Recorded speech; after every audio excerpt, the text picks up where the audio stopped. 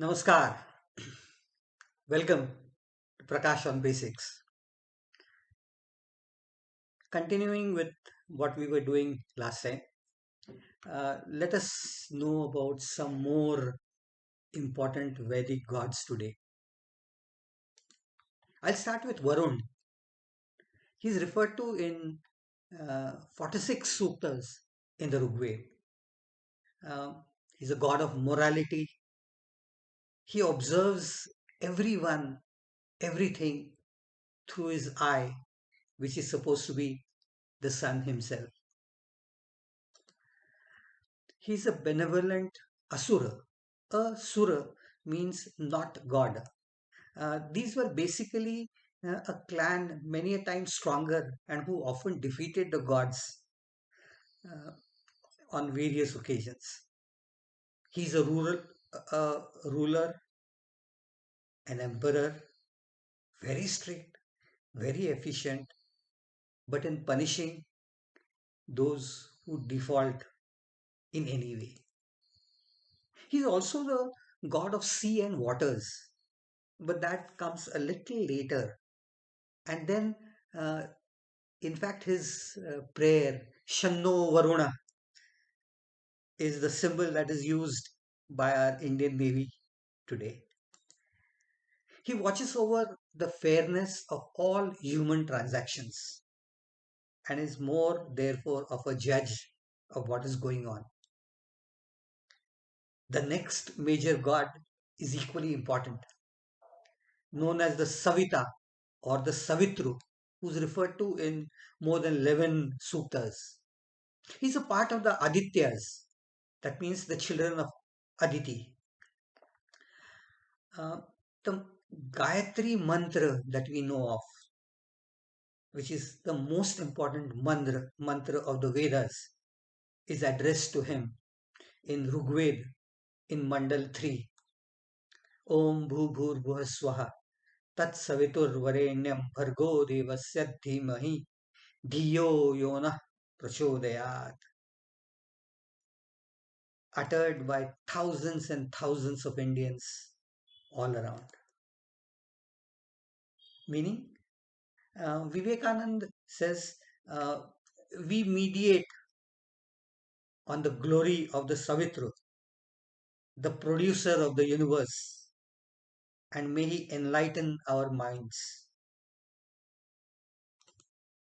The great Dr. Sarvapalli Radhakrishnan says, we mediate on the adorable glory of this radiant sun. May he stimulate our understanding.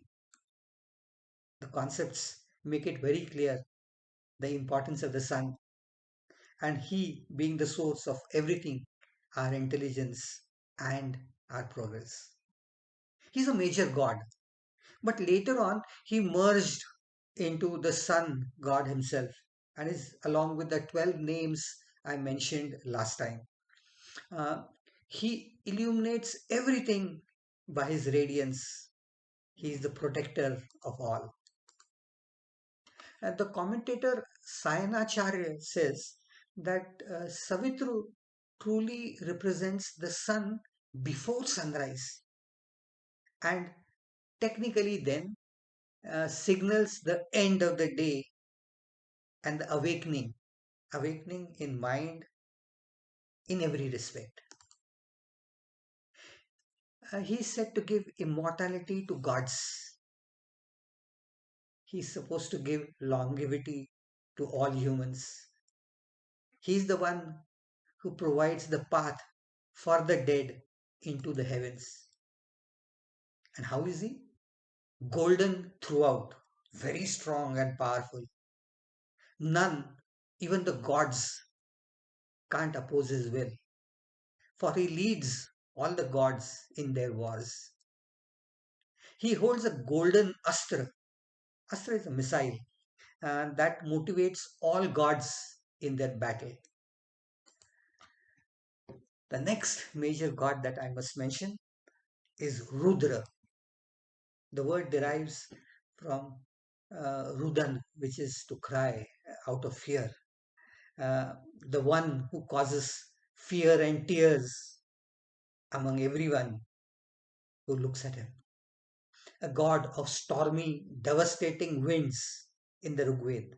Probably then that nature's fury was very scary.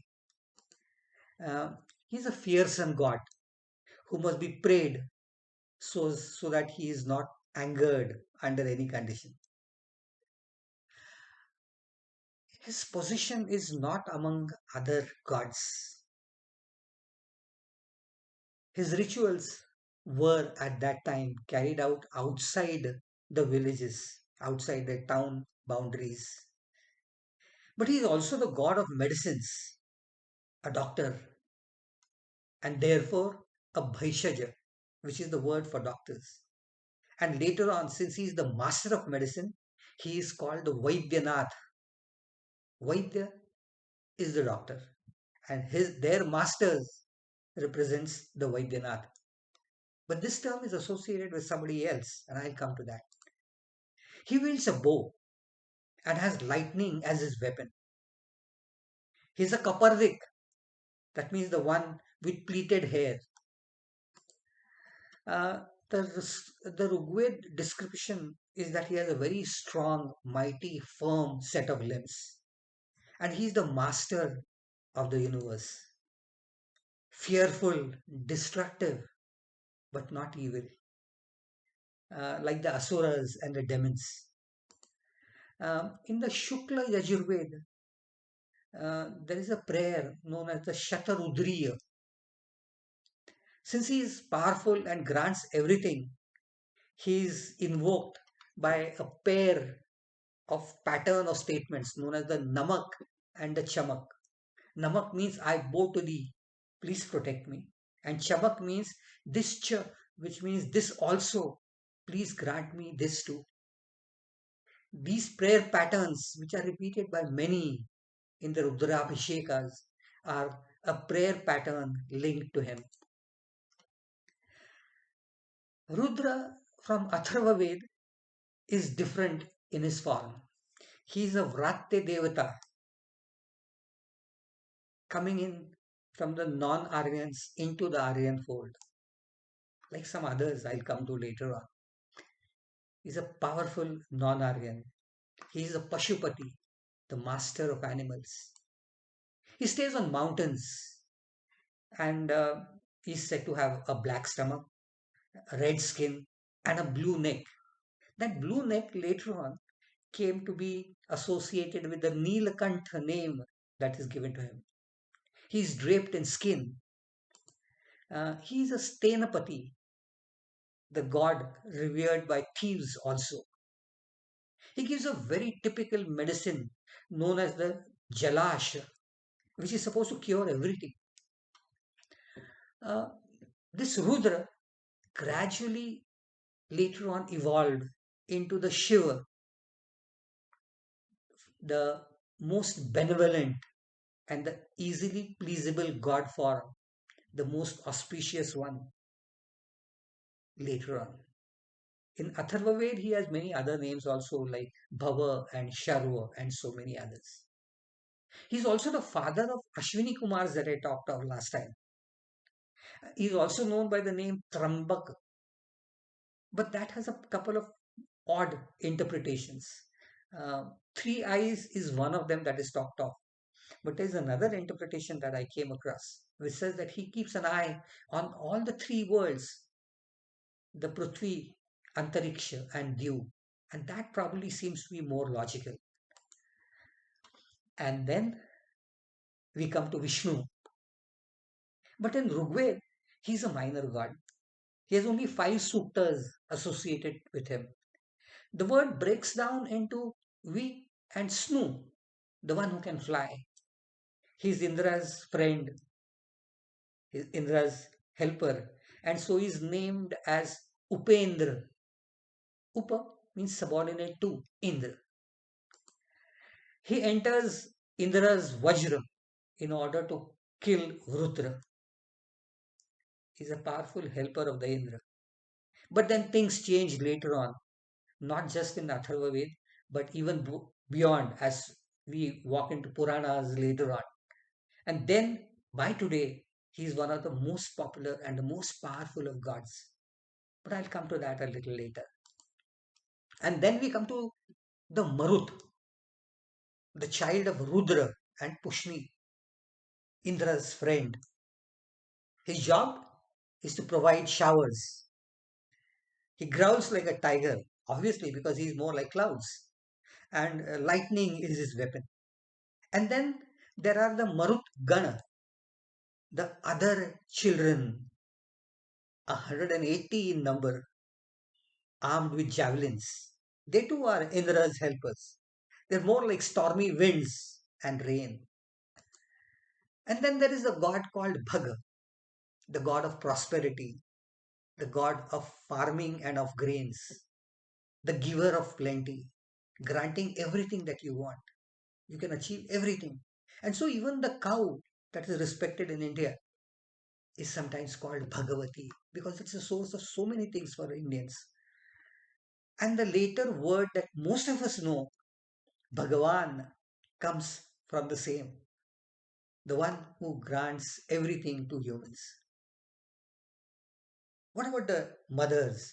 Aditi, the boundless, the mother goddess, the mother of the Adityas, the mother of Sun, Indra, Varun, Savitr, Bhaga, Mitra, and so many others. And the father, Dyav, Akash, space as we call it today. One of the descriptions says, sky is like a dark horse studded with pearls. That's the night vision of the sky. Such a beautiful description. And then there is Savitri, sun's daughter. And there is Gayatri, who's also treated as a goddess. The sun's praise, the praises of sun are in this particular meter, which is known as the Gayatri meter. And also, as I mentioned, the Gayatri mantra. Then there is Savitri, Saraswati, which is the river. She's a minor goddess, of course. Uh, the word actually comes from a combination Saras and Vati. Saras is a set of deep pools. So this was a major river in India, along which a lot of Indian civilizations developed, and it later on resulted into digressations from here. It is supposed to have disappeared. But Saraswati was a major river then, right from the Rigvedic times. Uh, a big river would make a lot of noise, a lot of sound, and big river meant a lot of activity along its shores on either of them. And mantra chanting there on the banks and the yajnas performed all resulted into a lot of good sounds. And so she is also known as Vak Devata, the goddess of sound, which evolved into the Saraswati, the goddess of speech that we know of today. Many of these gods are often referred to in pairs. The first of the pair obviously is the parents, Dyava and Prithvi, sky and earth, the god parents. But Indra is in combination with many others. The most important obviously is Agni. So Indragni is the word that is used often for the pair. Then you have Indra Soma, Indra Varun, Soma Rudra, Indra Marut. All these are combinations of two gods or more, or two of them basically, Dvaya as they are known. But if they are more, what happens? If they are three, many a times they are called Vishwe Dev, a combination of three gods of this sort. And if there are many more, then that group, the whole group, is known as the Gana, the Marut Gana I just talked of. Similar to it, there is the Rudra Gana, the Vasu Gana. And then we will talk later on of the leader of such Ganas, known as the Ganapati, the one who is next to me here. By the time Rigveda moved on to Atharva Ved, the society had expanded. It included many other non-Aryans also into the Vedic fold. The old gods remained, but they were modified to some extent. Many new types were introduced. There were some special gods in Atharva Ved. The rule obviously was that if there is a sukta, the subject of the sukta is a god. The old gods were also invoked to protect under many cases. Uh, the gods of the new people who had joined, along with their traditions, were absorbed with equal fervor. Uh, the most important of these that I must mention is Prithvi, the earth, also known as the Bhu Devi. She is a part of the Panchamahabhut, the five elements. In the 12th Kand, the first sukta with 63 mantras is the sukta for Prithvi, known as the Prithvi Sukta in the Atharva Ved. You could say that this is the Vedic national anthem. Bhumata, that is Mother Earth, is the one who's praised here. The origin of the Vande Mataram, the most famous of the poems in India, is in the Prithvi Sukta, where she is praised as the one who takes care of everyone in every possible way. This sukta then was chanted for the protection of the village, the town, and the people in it. And then there is Rohit, the early red sun. And um, the Upanishads, as we will come to, talk of Brahma. But in the Atharva Ved, there is another term used for it.